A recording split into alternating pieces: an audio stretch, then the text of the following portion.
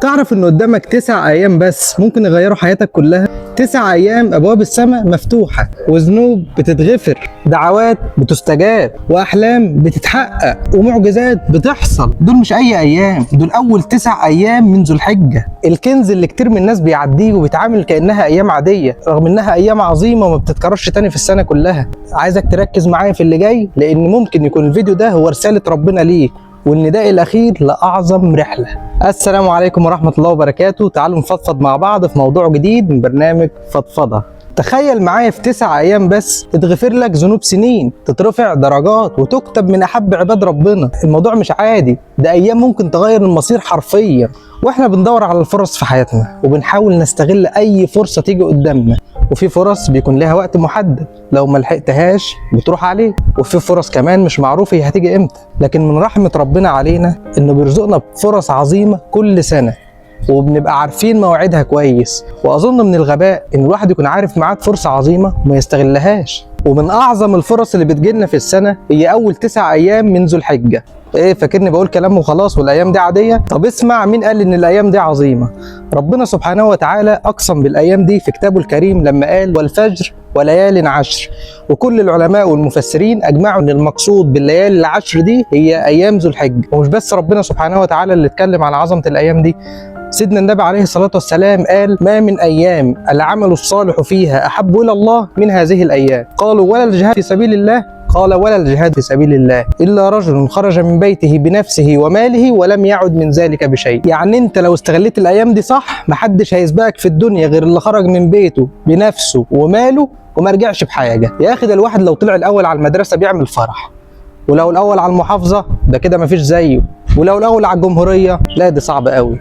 طب لو الأول على العالم كده رسميا بقى فخر العرب الحقيقي. طب لو الأول على الدنيا كلها، تخيل بقى إن أنت قادر بشغل 9 أيام بس تكون الأول على الدنيا كلها. هيكون إحساسك إيه واسمك موجود قدام ربنا في الأوائل على الدنيا كلها؟ المكانة دي تستاهل تعمل إيه عشانها؟ يعني قيام الليل، الصدقة، الذكر، حتى الابتسامة في ال9 أيام دول ربنا بيحبهم أكتر من الجهاد في سبيل الله. مستني إيه عشان تكون الأول؟ مش لازم تروح تحج عشان تستفيد بالأيام دي، لا يكلف الله نفسا إلا وسعها، بس على الأقل حاول تكون أفضل نسخة منك.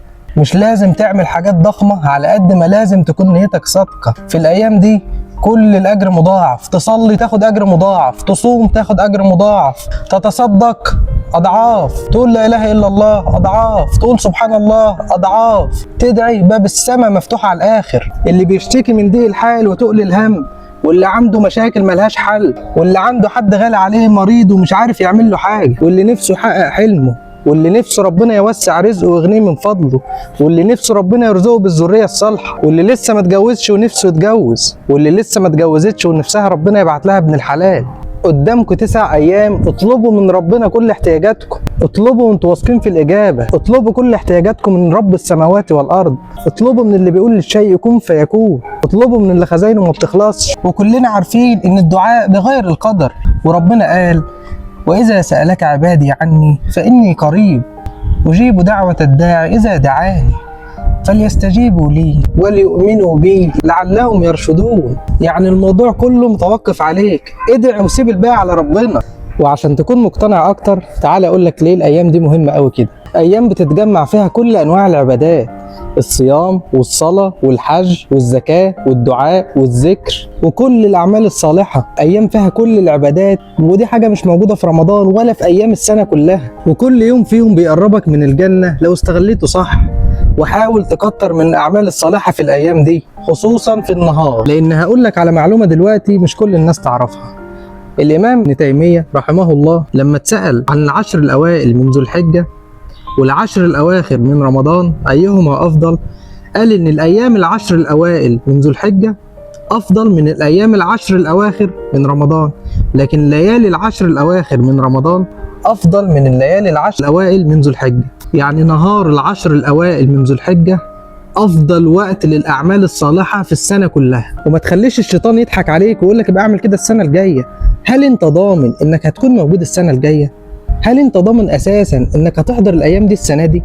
محدش ضامن الدقيقة الجاية في عمره. انوي من دلوقتي حالا، عشان لو لا قدر الله ما حضرتش الأيام دي السنة دي تاخد ثواب كل اللي كنت ناوي تعمله. ولو حضرتها وعملت اللي كنت ناوي تعمله يبقى كده بتثبت لربنا ولنفسك انك تستحق كل الخير اللي هيعود عليك من الايام دي. وربنا مش محتاج عبادتنا في حاجة، بالعكس احنا اللي محتاجين، ومحتاجين كل عمل يقربنا ليه. وربنا رحيم بينا لدرجة انه يرزقنا الكنوز دي كلها في الايام دي. انوي انك هتصوم ال9 ايام، ولو ما قدرتش لاي سبب ما تضيعش يوم عرفة.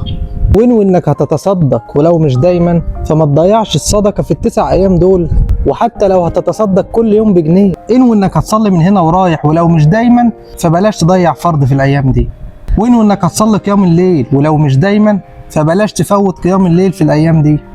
وانوي انك هتذكر ربنا، ولو مش دايما فبلاش تضيع الذكر والتكبير في الايام دي. وانوي انك هتدعي ربنا بكل اللي محتاجه، ولو مش دايما فبلاش تضيع الدعاء في الايام دي. وانوي انك هتسامح كل اللي مزعلك، وهتعفو عن كل اللي اذاك بداية من الايام دي. انا عايز اي حد يشوف الفيديو ده يعمل مشاركة، ومش عشاني خالص والله، بس عشان تفيد غيرك. ومين عارف يمكن ربنا يجعلني ويجعلك سبب في ان حد يعمل خير في الايام دي. وقبل النهاية عايز اوضح نقطة بسيطة، انا مش داعية ولا بحاول اكون كده ولا اهلل كده، ولا بحاول اقوم بدور الواعظ. انا يمكن مقصر اكتر منك والله، بس انا لما بحثت في الموضوع شفت معلومات وفرص في الايام دي حرام اضيعها، وحرام اي حد غيري يسمع الكلام ده ويضيعها. وتعمدت ان اتكلم في الموضوع ده مع انه موضوع ديني، وانا لا اصلح ان اقدم اي محتوى ديني، لان ما عنديش معلومات كافيه ولا عندي العلم الكافي اللي يخليني اطلع اتكلم في الدين. بس في سبب خلاني اعمل كده، وهو ان اوقات كتير كنت بشوف فيديوهات لمشايخ مثلا زي الشيخ الشعراوي، والاقي الشيطان دخل من الحته دي يقول لي يا عم ده الشعراوي، انت هتعمل زي الشعراوي؟ طب ما جرب، طيب اعمل اللي بيقول عليه ده يمكن ربنا يهديني. يا عم يهديك ايه، ده انت عامل بلاوي سودا. طب بس ما تكملش، شكرا، قفلت الفيديو وانا مش الشعراوي. المره دي لما حد زي يكلمك، حد بيقول لك اهو انه ممكن يبقى عاصي اكتر منك، ممكن يبقى مقصر اكتر منك، وبيكلمك في حاجات من دي، فالشيطان مش هيلاقي لك دخله. هتسمع مني الكلام وتقول طب مع بني ادم عادي بيتكلمه اهو وممكن يعمله، وانا باذن الله ناوي اعمله اساسا، مش هكلمك فيه كده وخلاص وابقى من اللي ربنا قال عليهم يأمرون الناس بالبر وينسون انفسهم. لا، انا ناوي والله ان انا استغل الايام دي. فلما تشوف واحد زيه زيك مش شيخ ولا اي حاجه وهيعمل كده، الشيطان مش هيقدر يقول لك يا عم وانت فاكر نفسك ايه، فاكر نفسي مين، ده بني ادم عادي زي اهو. هتتكلم مالكش حجه المره دي. مش عارف انا وصلت لكم وجهه نظري ولا لا، بس يعني يمكن ربنا يجعلني سبب في ان حد يصوم الايام دي، في ان حد يعمل حاجه خير. يمكن ربنا يجعلك انت لو هتشارك الفيديو مثلا مع اصحابك مع اي حد، يمكن ربنا يجعلك سبب في ان حد يعمل خير في الايام دي. في النهايه عايزك توصل لاعمق حته في قلبك وتسالها، لو مش دلوقتي هيبقى امتى؟ ولو ضيعنا الفرصه دي هتيجي فرصه غيرها، ولا دي الفرصه الاخيره؟